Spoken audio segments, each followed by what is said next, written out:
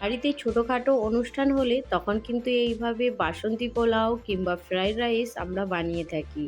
তো আজকে আমি আপনাদের সঙ্গে শেয়ার করব একদম ঝরঝরে পারফেক্ট বাসমতি চাল দিয়ে বাসন্তী পোলাও। গোবিন্দভোগ চাল দিয়ে তো সবসময় বানিয়ে থাকেন, তো অবশ্যই একবার বাসন্তী পোলাও বাসমতি চাল দিয়ে বানিয়ে দেখুন।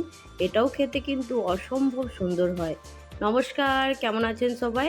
আশা করছি সবাই খুব ভালো আছেন, সুস্থ আছেন। মৌসুমী রকমারি রান্নাতে আপনাদেরকে আবারও একবার অনেক অনেক স্বাগত। প্রতিদিনের মতো আজও একটা সুন্দর রেসিপি আপনাদের সঙ্গে শেয়ার করছি। আশা করছি আপনাদের ভালো লাগবে। তো এইখানে দেখুন, বাসন্তী পোলাও বানানোর জন্য আমি কিছু গরম মশলা নিয়েছি। এলাচ, দালচিনি, লবঙ্গ, তেজপাতা আর তার সঙ্গে কয়েকটা চেরা কাঁচা লঙ্কা, কাঁচা পাকা লঙ্কা আছে। আর এইখানে আছে কিশমিশ আর কাজু বাদাম। তো পরিমাণগুলো আপনারা যদি বেশি কম বানাতে চান তখন কিন্তু অবশ্যই করে নিতে পারেন। তো এইখানে দেখুন, আমি বাসমতি চাল আগে থেকেই ধুয়ে জলে ভিজিয়ে রেখেছিলাম 1 ঘন্টার মতো। তারপরে জল ঝরিয়ে এইখানে একটা কাঁসির মধ্যে নিয়ে নিচ্ছি। তো এইখানে চালের পরিমাণটা আপনাদেরকে আমি বলছি না, পরে একটা গ্লাস দেখিয়ে দেব, সেই পরিমাণ হিসেবেই কিন্তু আমি চালটা নিয়েছি। আর সেই পরিমাণ হিসেবেই সঠিক মাপে জল দেব, তাহলে একটুও ভাঙবে না, গলে যাবে না, একদম ঝরঝরে বাসন্তী পোলাও হবে। তো এইখানে দেখুন, আমি 1 চামচ গাওয়া ঘি নিয়েছি, হাফ চামচের মতো হলুদ নিয়েছি, আর এইখানে দিয়ে দেব 3 চামচের মতো চিনি। তো অবশ্যই যদি মিষ্টি আপনারা কম খেতে চান, মিষ্টির পরিমাণটা আপনারা দেখে দিয়ে দেবেন। এইখানে স্বাদ মতো নুন দিয়ে দিয়েছি। এবার খুব ভালো করে একটু হাত দিয়ে মেখে নেব, তবে খুব ঘষে ঘষে মাখা যাবে না। যেহেতু এইখানে চালগুলো ভিজানো ছিল, সেই জন্য চালটা একটু নরম হয়ে গেছে। আর যদি খুব জোরে চাপ দিয়ে এগুলো মাখানো হয় তাহলে কিন্তু চালটা ভেঙে যাবে। সেই জন্য হালকা হাতে চালটা সুন্দর করে মেখে নিতে হবে। তো এইখানে আমি দেখুন, এইখানে দিয়ে দিয়েছি আদা বাটা। তো আমি এইখানে 1 চামচের মতো আদা বাটা নিয়েছি। আদা বাটাটা দিয়ে সুন্দর করে এবার মেখে নিয়েছি। তো মাখানোর পরে চালটা সুন্দর লাগছে দেখতে, যেমন চাল ভাজা আমরা মুড়ি খেয়ে থাকি সেই রকম লাগছে না একদম। এবার এইখানে দেখুন, একটা কড়া নিয়েছি আর কড়াটা গ্যাস অন করে গরম করার জন্য রেখে দিয়েছি। এবার কড়ার মধ্যে 1 চামচ পরিমাণে ঘি দিয়ে দেব। ঘিটা এখানে গরম হয়ে গেলে এবার ঘিয়ের মধ্যে আমি যে কাজু আর কিশমিশটা আপনাদেরকে দেখিয়েছিলাম, সেই কাজু কিশমিশটা এখানে দিয়ে দেব। তো এইখানে কাজু কিশমিশটা আগে ভেজে নেব। হালকা একটু লালচে করে কাজু কিশমিশটা দেখুন সুন্দর করে ভেজে নিচ্ছি। একদম লাল হয়ে গেলে তখনও আবার দেখতে ভালো লাগবে না, সেই জন্য দেখুন হালকা করে একটু লাল করে ভেজে নিয়েছি। তো এবার তুলে নেব।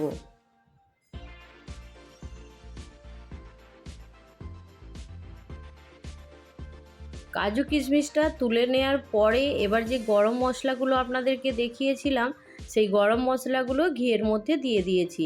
দিয়ে একটু হালকা ভেজে নেব। গরম মশলা থেকে যখন সুন্দর একটা গন্ধ বেরিয়ে আসবে, তারপরে যে চালটা মাখানো আছে সেই চালটা দিয়ে একটু হালকা নাড়াচাড়া করে নেব। ঘিয়ের মধ্যে চালগুলো দিয়ে একটু হালকা নাড়াচাড়া করে নিলে তাহলে কিন্তু চালগুলো আর জড়িয়ে যাবে না। যখন বাসন্তী পোলাও রেডি হয়ে যাবে তখন একটার গায়ে একটা জড়িয়ে যায়, সেটা কিন্তু আর হবে না। সঠিক পরিমাণ সঠিক মাপ রেখে যদি বাসন্তী পোলাও বানানো যায়, বাড়িতেও কিন্তু দুর্দান্ত স্বাদের বাসন্তী পোলাও রেডি হবে। তো আপনারা দেখে নিন, এইখানে যে গ্লাসটা আমি আগেই বলেছিলাম গ্লাসের কথা, তো এই গ্লাসের 3 গ্লাস পরিমাণে জল দেব। আর এই গ্লাস মেপেই কিন্তু আমি চালটা নিয়েছিলাম। তো আমি এইখানে 1.5 গ্লাস পরিমাণে বাসমতি চাল নিয়েছিলাম। আর চালটা যেহেতু অনেকক্ষণ ভিজিয়ে রাখা হয়েছে, চালটা কিন্তু ফুলে গেছে, সেই জন্য আমার 3 গ্লাস পরিমাণে জল দিলেই কিন্তু সুন্দরভাবে এটা রেডি হয়ে যাবে। তো এইখানে জলটা দেওয়ার পরে দেখুন, একটু হাতা করে খুব ভালো করে একটু নাড়াচাড়া করে নিচ্ছি, তাহলে চালটা এক জায়গায় আর জমাট বাঁধবে না। তো এইখানে নাড়াচাড়া করার পরে যে কাজু কিশমিশটা ভেজে রেখেছিলাম সেটাও কিন্তু এইখানে দিয়ে দেব।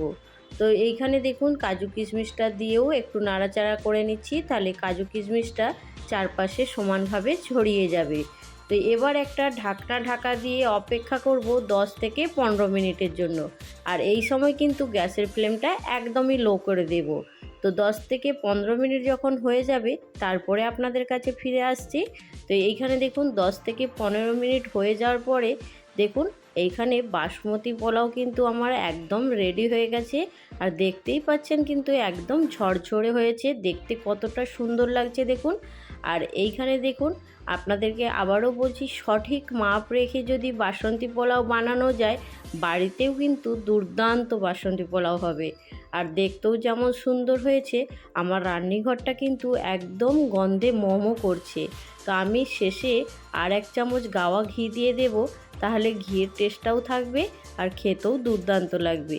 তো এখানে ঘিটা দেওয়ার পরে দেখুন একটু হালকা করে মাখিয়ে নিচ্ছি ওপর থেকে। দেওয়ার পরে তারপরে ঢাকনাটা ঢাকা দিয়ে এখন গ্যাসের ফ্লেমটা বন্ধ করে গরম গরম রেখে দেব গ্যাসের ওপরে। আর কিছুক্ষণ পর এটা দেখুন সুন্দর করে এবার প্লেটের মধ্যে সাজিয়ে নিচ্ছি। কোনো রকম ঝামেলা ছাড়াই একদম সহজ উপায়ে কম উপকরণ দিয়েই কিন্তু বাসন্তী পোলাও সুন্দর করে বাড়িতে বানিয়ে নিতে পারবেন। আমি কিন্তু একদম সহজ পদ্ধতিতে আপনাদেরকে দেখিয়েছি, আশা করছি আপনাদের ভালো লাগবে। আর এইখানে বাসন্তী পোলাওয়ের সঙ্গে আমি নিয়েছি একদম মটন, গরম গরম মটন, আর তার সঙ্গে দিয়ে দেব কাঁচা পেঁয়াজ। তো আপনাদের এই রেসিপি কেমন লাগলো জানাতে ভুলবেন না। বাসন্তী পোলাওয়ের সঙ্গে কিন্তু অনেক কিছুই ভালো লাগবে, পনিরের সঙ্গেও ভালো লাগবে, চিকেনের সঙ্গেও ভালো লাগবে। তো আপনাদের যেটা দিয়ে ভালো লাগবে সেটা দিয়ে কিন্তু সার্ভ করতে পারেন। আমি এইখানে খাসির মাংস দিয়ে সার্ভ করেছি। তো আজকের রেসিপি আপনাদের যদি ভালো লাগে অবশ্যই একটা লাইক দিয়ে দেবেন। আর এই রকমই সুন্দর সুন্দর রেসিপি নিয়ে খুব তাড়াতাড়ি আরও একটা নতুন ভিডিওর সঙ্গে দেখা হবে। সবাই ভালো থাকবেন, সুস্থ থাকবেন, বাই।